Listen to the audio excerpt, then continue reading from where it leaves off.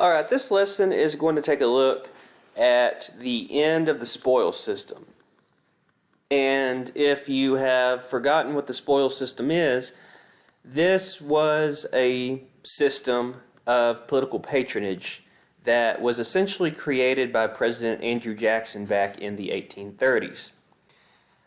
The idea behind this was if you contributed to the president's campaign, if you raised money for him when he was running for president, if you managed to secure votes for him while he was running for president, then after he was elected, he would reward you with some kind of government job. And like I said, this was something that was started by President Jackson back in the 1830s, and by the late 1870s and 1880s, it was still going on and was starting to become a problem. So this lesson is going to look at how exactly the spoils system came to an end. So, in the late 1870s, the spoils system was beginning to cause a divide within the Republican Party. On one hand, you had the stalwarts, who were the pro-spoils system party. They believed that the spoils system was a good thing and should continue.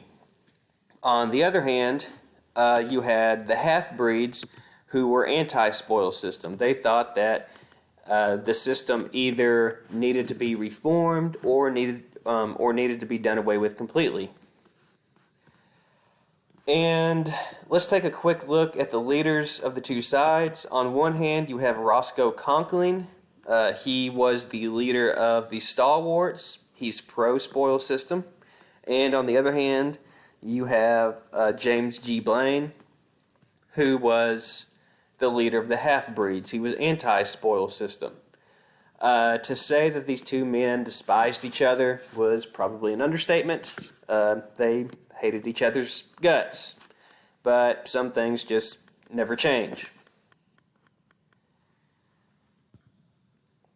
Now that brings us to the election of 1880. So in the election of 1880, the Republicans were struggling to come up with a presidential nominee. Of course, the stalwarts wanted someone who supported the spoils system to get the nomination. The half-breeds wanted someone who opposed the spoils system to get the nomination. And eventually they settled on James Garfield, who was from Ohio. And he was a half-breed. However, he was not a very vocal half-breed. He had never given just a lot of speeches about the spoils system.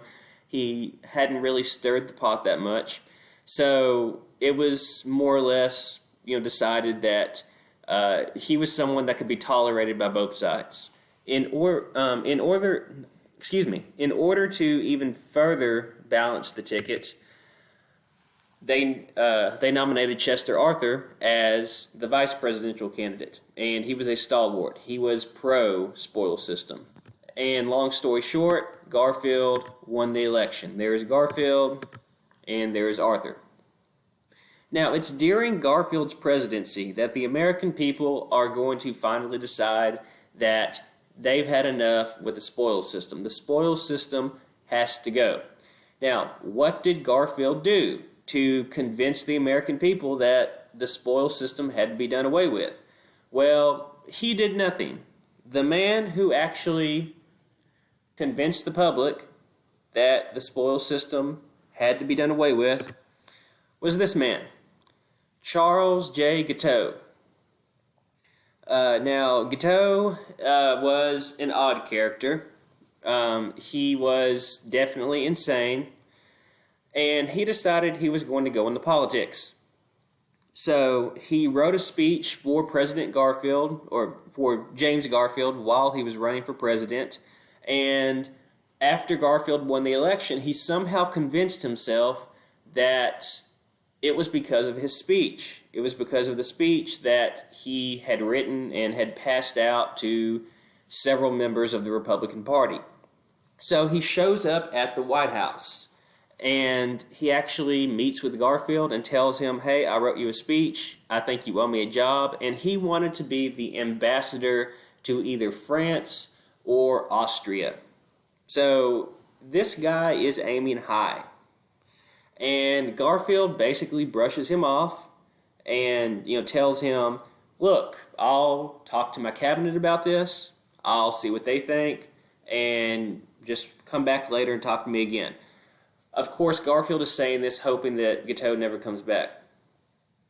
Well, he does come back, and Garfield keeps brushing him off, and finally, Guiteau decides, you know what? If Garfield were out of the way, I bet Arthur would give me a government job. And he decides he is going to kill the president. He even believes that God wants him to kill the president. He thinks the only reason I'm having these thoughts, that if the president were out of the way, everything would go better. The only reason I'm having these thoughts is because God's putting them in my mind. So he buys a pistol, he goes down to the Potomac River and starts doing some target practice, and then he begins to stalk Garfield. He follows him to church, he follows him to the train station. He's never able to work up the nerve to shoot Garfield until July 2nd, 1881, when he follows Garfield once again to the Baltimore and Potomac Railroad Station, and he shoots Garfield twice. One bullet goes into Garfield's back, the other bullet goes into his arm. So, Guiteau shoots Garfield, he's arrested, and Garfield is taken back to the White House. He's treated by doctors, but medical treatment in those days was lacking, to say the least. They would stick probes into his back trying to locate the bullets. They would stick their fingers in the bullet hole without washing them, because most American doctors really didn't believe in the germ theory yet.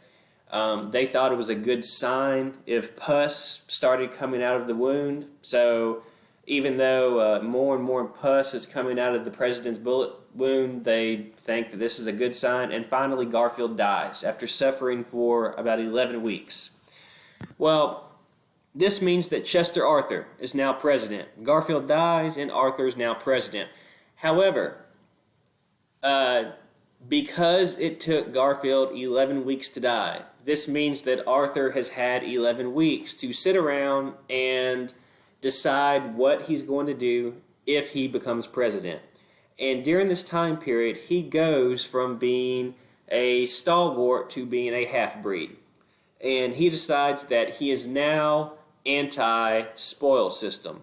And so is much of the country. Most of the country has turned against the spoil system because of Garfield's assassination.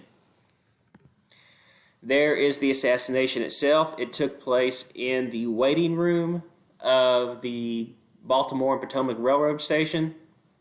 And as far as what happened to Guiteau, he was arrested, he was put on trial, he was found guilty, and he was executed. He was hung in 1882. So Garfield is shot on July 2nd. He did not die until September 19th. So he, like I said, had a very long and painful death. And in the end, it really wasn't the bullet that killed him. It was the infection that set in. There was Arthur being sworn in the day after Garfield died. Lastly, the Pendleton Act. This is a law that was passed by Congress and signed by President Arthur in 1883.